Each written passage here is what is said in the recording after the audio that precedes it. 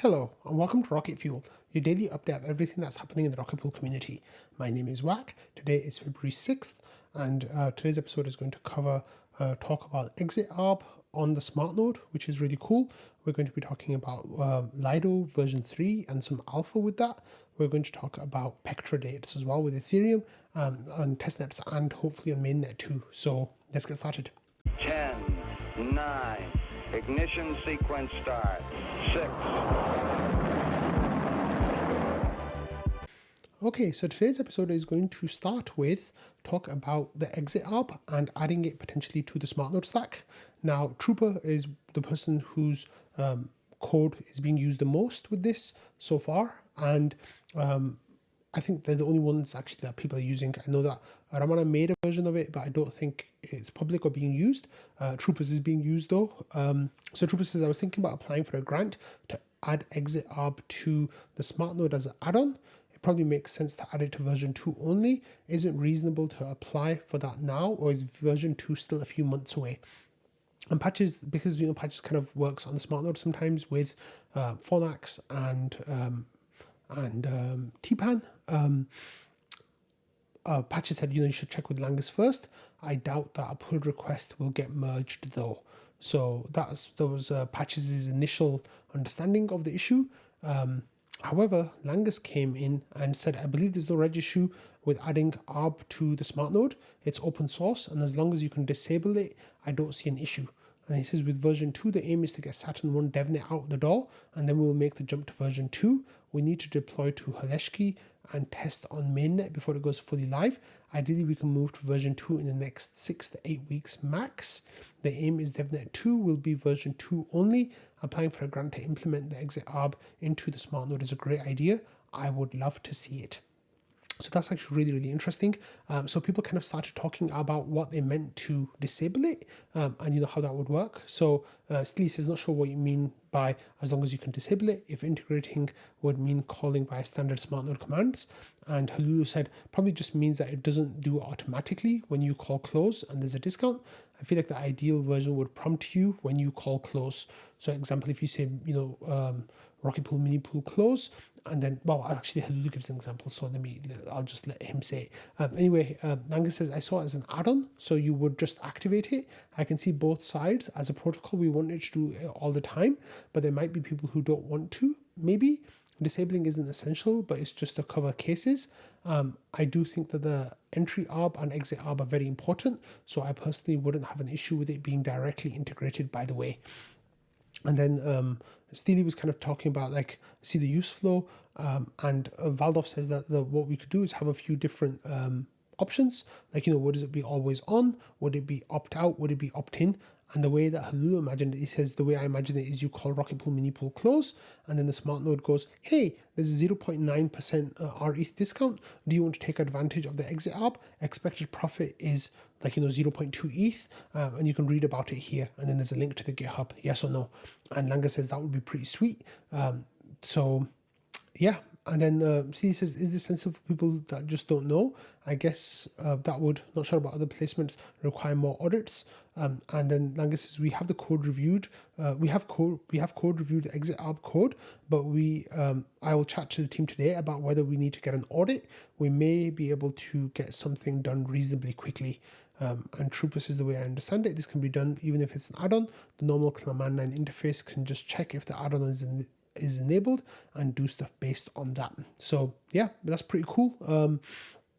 I think the exit ARB obviously is a really great tool to try to help keep our ETH on peg. And yeah, that's definitely a positive. Pteris asked Mav here, he says, perhaps the official account should tweet about the exit ARB tool, and Mav replied quite quickly saying, yes sir, I have one drafted up. And then Shifrin actually brought up a really interesting point that the community kind of discussed for a little while, and I want to share that with you all just to see what you all's perspective is as well. Shifrin here says, are we sure the exit ARB tool doesn't correlate with negative price action?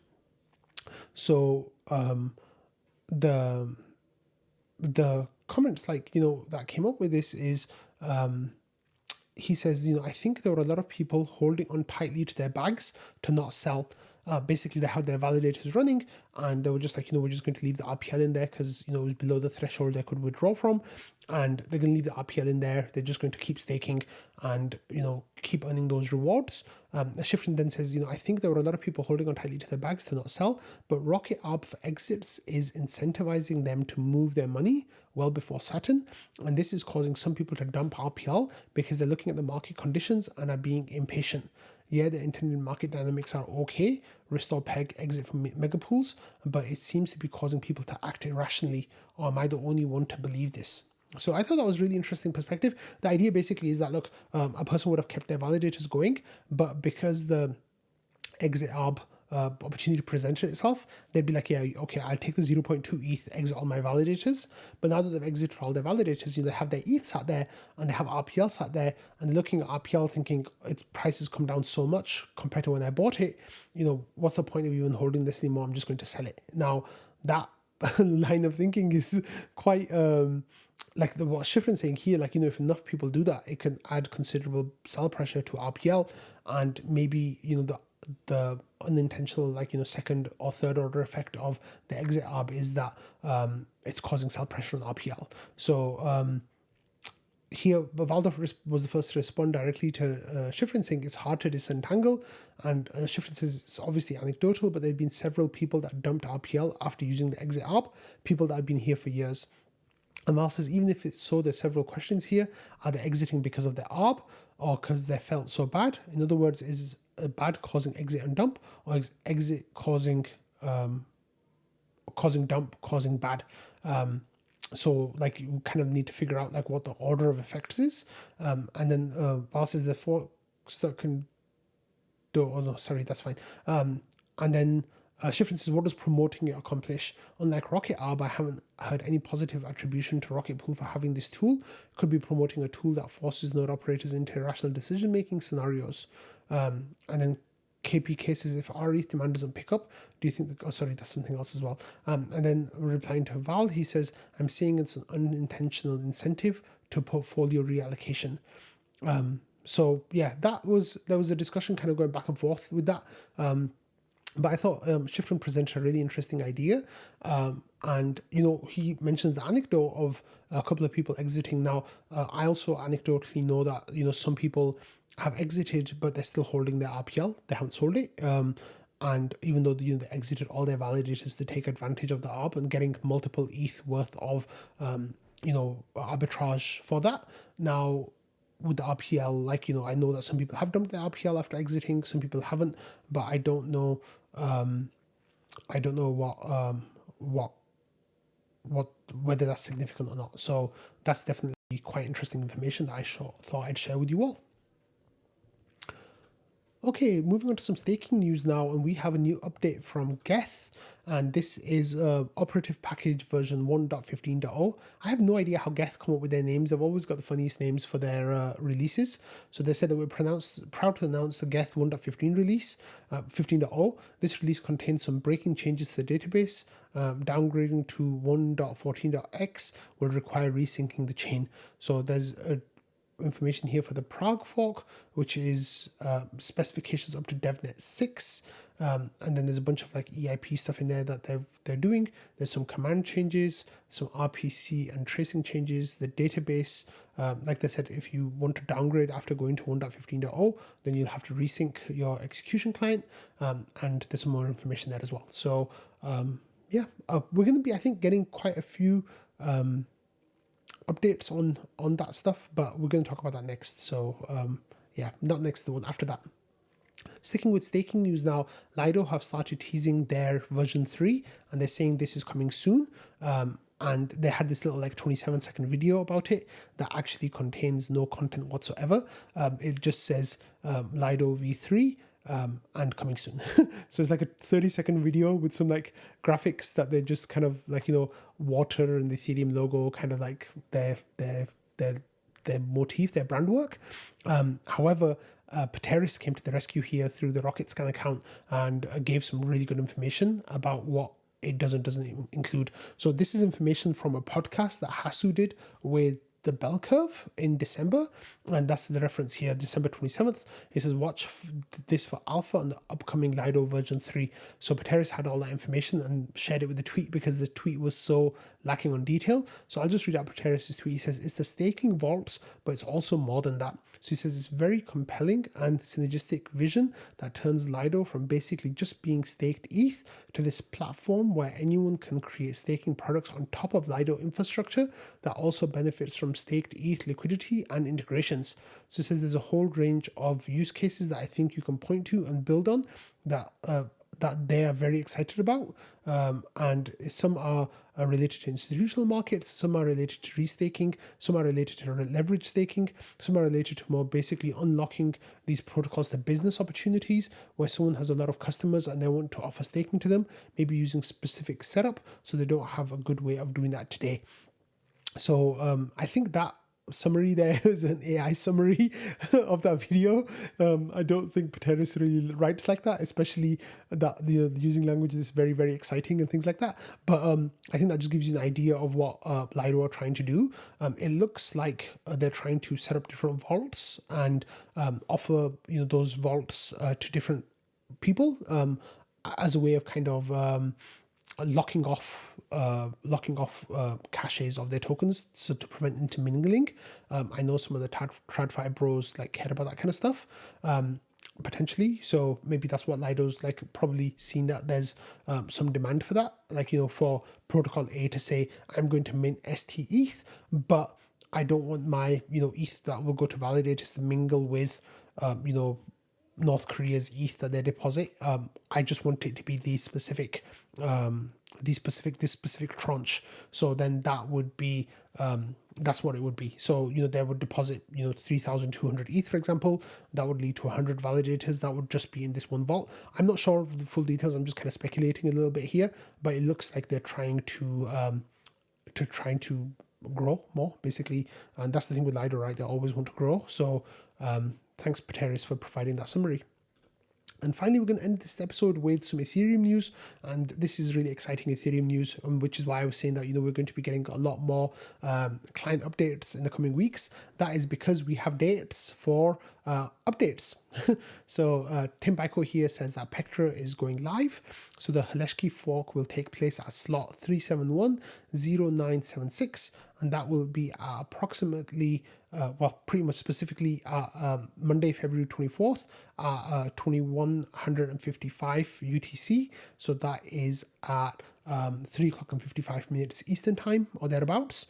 And Sepolia will fork at slot 7118848, and that will be on Wednesday, March 5th. So 2 and a bit weeks later. And that will just a week and a half later, sorry, not 2 weeks later. And that will take place at 7 o'clock and 29 minutes AM UTC. So that will just be just after midnight, 1:30 AM or thereabouts Eastern time. So then he says that assuming that Sepolia goes smoothly, we'll pick the mainnet slot on the March 6th ACD call.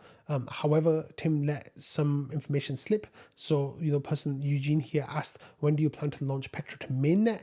So Tim says 30 days after the last testnet fork. That's currently set to March 5th. So assuming everything goes well. So it looks like the timeline for Pectra got moved out by about 2 weeks. People were kind of speculating that it would take place around the middle of March, with the first testnets happening kind of next week.